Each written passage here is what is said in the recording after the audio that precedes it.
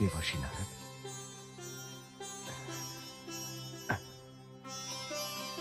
देवर्षि नारद, प्रणाम। आयुष्मान भव। देवर्षि, कदाचित आपको स्मरण होगा कि आपके परामर्श पर मेरे पिता श्री महाराज सगर ने अश्वमेध यज्ञ का आयोजन किया था। हाँ, मुझे स्मरण है, और इस बात का भी कि तुमने उसका विरोध किया था। हाँ देवर्षि, क्योंकि मैं भयभीत था अपने 60,000 भाइयों के आचरण से। किंतु देवर्षि, एक समस्या उत्पन्न हुई है। कैसी समस्या? देवर्षि, ना तो अश्वमेध का अश्व वापस आया और ना ही मेरे भाई। पता नहीं वे सबके सब कहां चले गए। पुत्र असमंजस, तुम्हारे पिताश्री को अश्वमेध यज्ञ करने का परामर्श मैंने ही दिया था, तो इसके पीछे कोई कारण भी रहा होगा। कारण? क्या कारण था देवर्षि? कारण जानकर क्या करोगे पुत्र?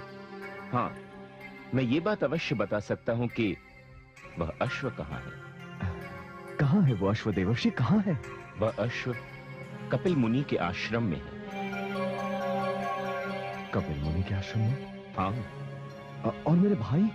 इसका उत्तर भी तुम्हें कपिल मुनि के आश्रम जाकर ही मिलेगा। नारायण नारायण।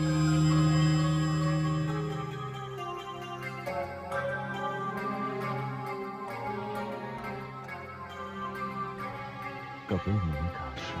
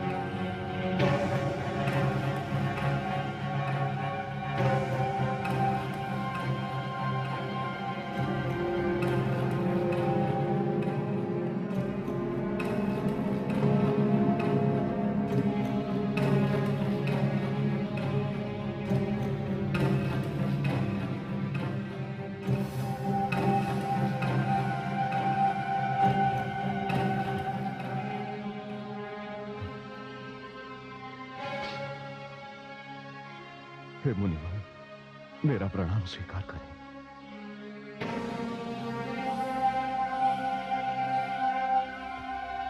कौन हो तुम? मुनिवर, मुनिवर मैं महाराज सगर का पुत्र असमंजस हूं। यहां आने का कारण? मुनिवर, मैं अभी अभी अपने 60,000 भाइयों के जले हुए मृत शरीर की राख देखकर आ रहा हूं। हाँ, हाँ, उन्होंने यहां आकर मेरा अपमान किया, मुझ पर अश्व की चोरी का दोष लगाया, धृष्टता की मेरे साथ। तब मैंने क्रोध में आकर उन्हें शाप दे दिया और वे सब जलकर भस्म हो गए। तुम क्यों आए हो यहां? हे मुनिवर, मैंने अपने पिताश्री को चेतावनी दी थी कि वे ये अश्वमेध यज्ञ ना करें, क्योंकि मैं अपने उत्पाती भाइयों का स्वभाव जानता था। किंतु मुनिवर, परिणाम वही हुआ जिसका मुझे भय था। तो क्या तुम भी मुझे दोषी समझते हो? नहीं मुनिवर, कदापि नहीं। उनकी धृष्टता के लिए मैं आपसे क्षमा याचना करता हूं मुनिवर। मुनिवर, वे उत्पाती अवश्य थे, किंतु अज्ञानी थे। उनका अपराध क्षमा कर दीजिए मुनिवर। मेरे क्षमा करने से क्या वे जीवित हो जाएंगे? किंतु उन्हें इस पाप से मुक्ति मिल जाएगी मुनिवर। उन्हें क्षमा कर दीजिए।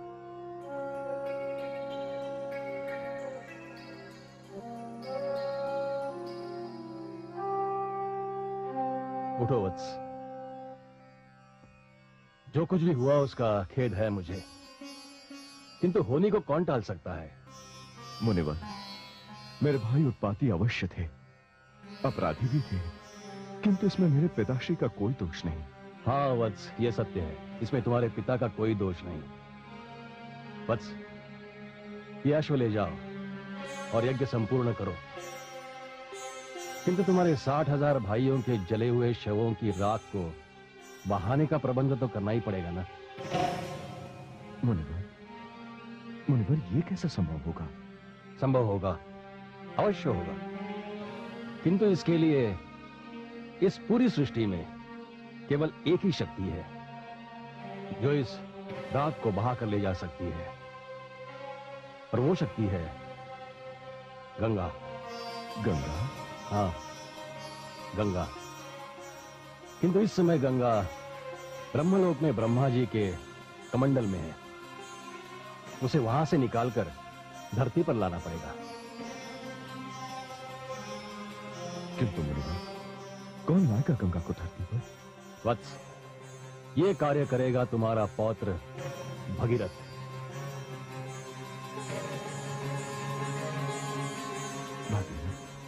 हाँ वत्स, भगीरथ की तपस्या से देवलोक से गंगा धरती पर आएगी और इस राख को बहा देगी, उन्हें मोक्ष प्रदान करेगी।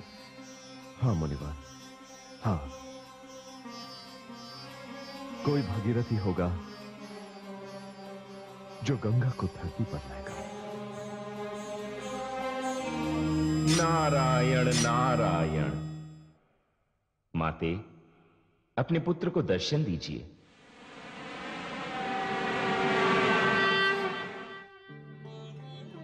प्रणाम माते।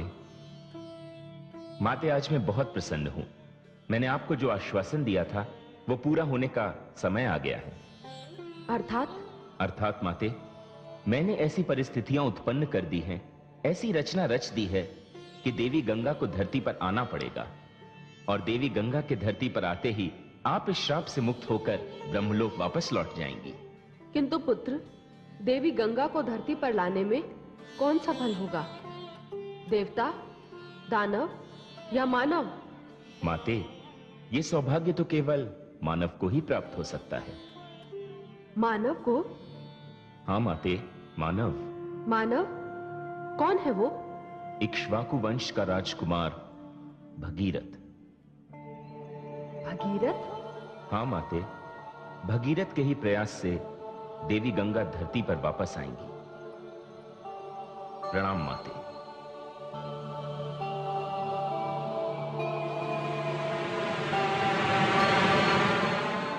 नारायण नारायण।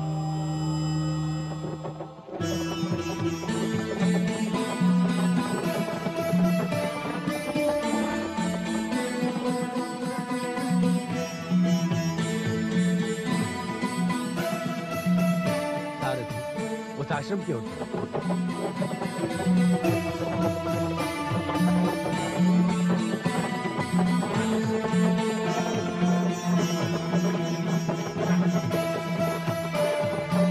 चलो।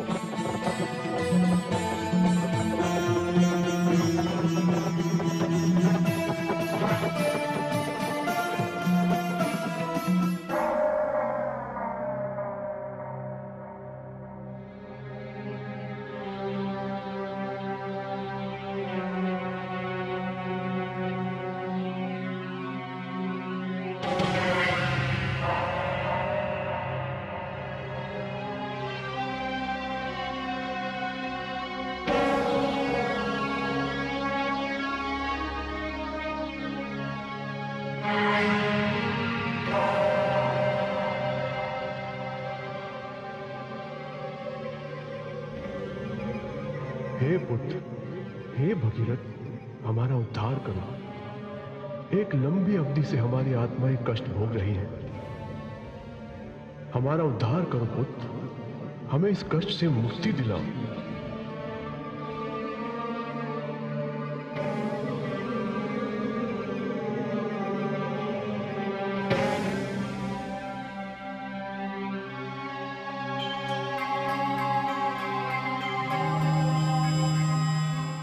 नारायण नारायण। देवर्षि, प्रणाम देवर्षि। आयुष्मान भव। क्या देख रहे हो? देवर्षि, मैं तो आखेट के लिए निकला था। एक हिरण का पीछा करते करते यहां तक आ गया। वो हिरण तो मेरी आंखों से ओझल हो गया देवर्षि। ऐसा लगता है वो हिरण मायावी था। किंतु देवर्षि, ये सब क्या है? इन राख की ढेरियों से निकले हुए ये लोग कौन थे जो मुझे पुत्र कहकर संबोधित कर रहे थे? वे क्या चाहते थे मुझसे?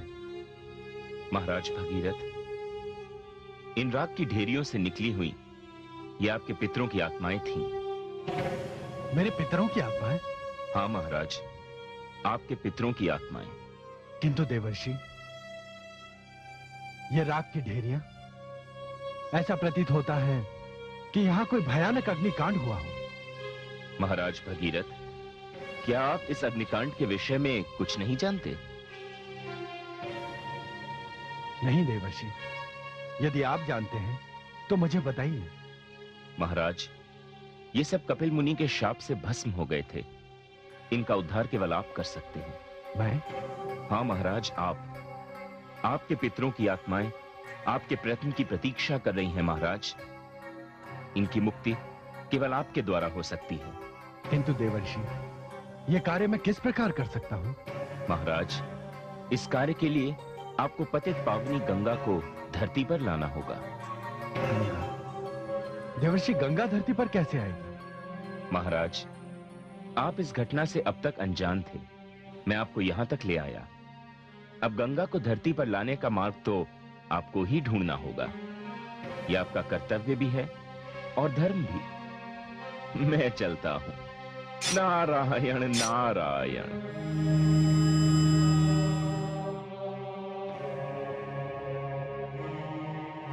हे पितरों, यदि पतित पावनी गंगा को यहां तक लाने से आपका उद्धार हो सकता है, तो आपका यह वंशज भगीरथ आज ये प्रतिज्ञा करता है कि वो गंगा को धरती पर अवश्य लाएगा। मुझे आज्ञा दीजिए, मैं गंगा की खोज में जा रहा हूं।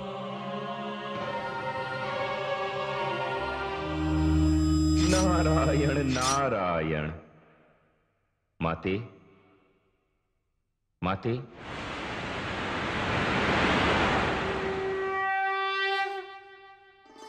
प्रणाम माते। पुत्र, आज तुम्हारे मुखमंडल पर प्रसन्नता की जो आभा दिखाई दे रही है, उससे ऐसा प्रतीत होता है जैसे तुम्हें किसी विशेष समस्या का समाधान मिल गया है। माते, आपसे क्या छिपा है? आप तो साक्षात ज्ञान, बुद्धि और विद्या की देवी हैं। माते, मैंने महाराज भगीरथ को गंगा अवतरण के कार्य पर लगा दिया है। बहुत शीघ्र देवी गंगा धरती पर उतर जाएंगी और उसके बाद आप पुनः ब्रह्मलोक से ज्ञान और कला का प्रसाद सारी सृष्टि को बांटना आरंभ कर देंगी।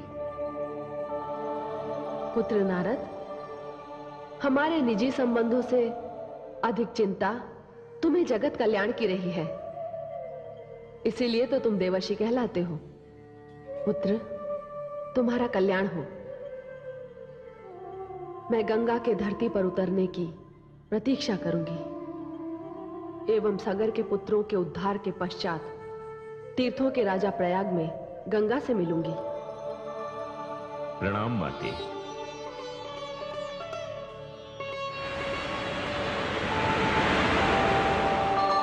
नारायण नारायण।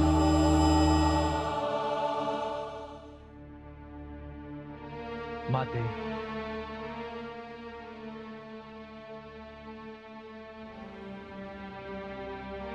माते, आपका यह अज्ञानी बालक न जाने आज तक किस भ्रम में अपना जीवन यापन कर रहा था। मुझे आज ज्ञात हुआ है कि मेरे पितरों की आत्माएं अकाल मृत्यु के कारण भटक रही हैं और मैं अज्ञानी रात सुख का भोग कर रहा हूं, आखेट और क्रीड़ा में मग्न हूं। माते, मुझे मेरे पितरों के उद्धार का मार्ग बताइए। आपकी तो सदैव मुझ पर विशेष अनुकंपा रही है माते। मुझे कृपा करके बताइए कि गंगा के अवतरण का मार्ग क्या है। माते, जब तक मैं आपसे इस बात का उत्तर नहीं पाऊंगा, यहीं इस प्रकार भूखा प्यासा पड़ा रहूंगा। और आप तो जानती हैं माते कि आपका ये पुत्र जब कुछ ठान लेता है तो कभी पीछे नहीं हटता। मुझे मार्ग बताइए माते, मुझे कृपा करके मार्ग बताइए, मुझे मार्ग बताइए माते। हाँ, मुझे ज्ञात है।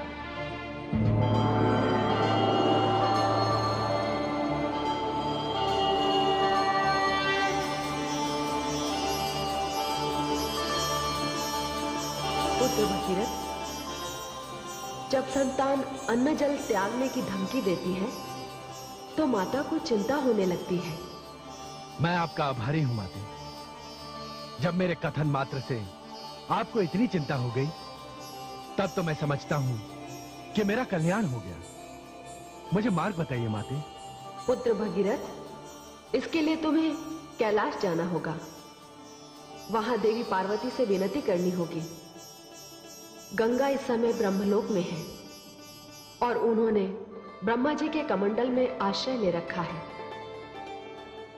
गंगा ब्रह्मलोक छोड़ने पर सहमत हो जाएं, यह कार्य केवल महादेवी पार्वती द्वारा ही संभव है, क्योंकि वे दोनों बहनें हैं। धन्यवाद माते, मैं जाऊंगा, मैं कैलाश अवश्य जाऊंगा।